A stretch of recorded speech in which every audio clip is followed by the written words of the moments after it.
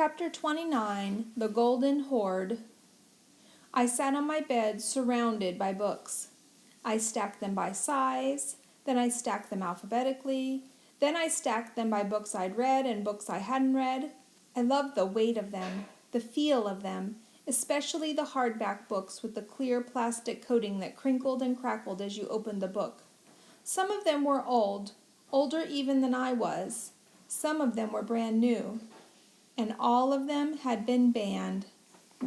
It was a treasure trove, these stacks, and suddenly I had the idea that I was Smaug the dragon sitting on my piles of gold and jewels, and I would do anything to keep that hobbit and those dwarves from taking them back. How had I not seen books as treasures before? I loved books. I couldn't imagine living without them. But I had never seen each book as such a valuable thing before. Even the books I wasn't interested in reading were like gold. It didn't matter what was inside them. One man's junk was another man's treasure, as my grandmother said. The same thing was true with books. One person's Captain Underpants was another person's From the Mixed-Up Files of Mrs. Basil E. Frankenweiler.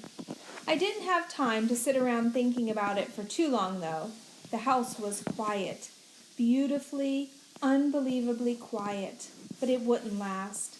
Mom was in the kitchen on her laptop, Angelina was at Gymboree running around like a racehorse, and Alexis was at ballet. In an hour, Dad would bring them home and it would be chaos again. Even the dogs were quiet, curled up and sacked out on Alexis's bed. For the next few minutes, my world was all mine and I had work to do, work I didn't want anyone else to see me doing.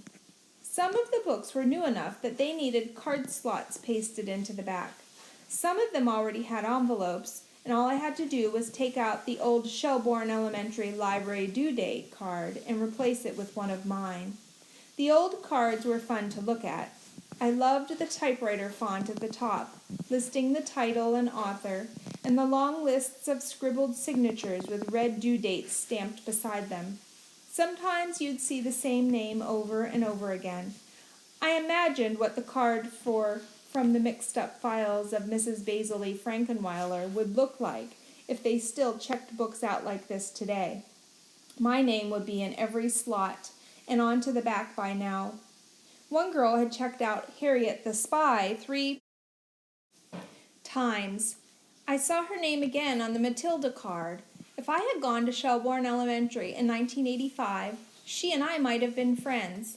I pulled the card out of the next book and skimmed down it looking for a familiar name. And then I saw one, a very familiar name. Was it? No. Could it? No, it couldn't be.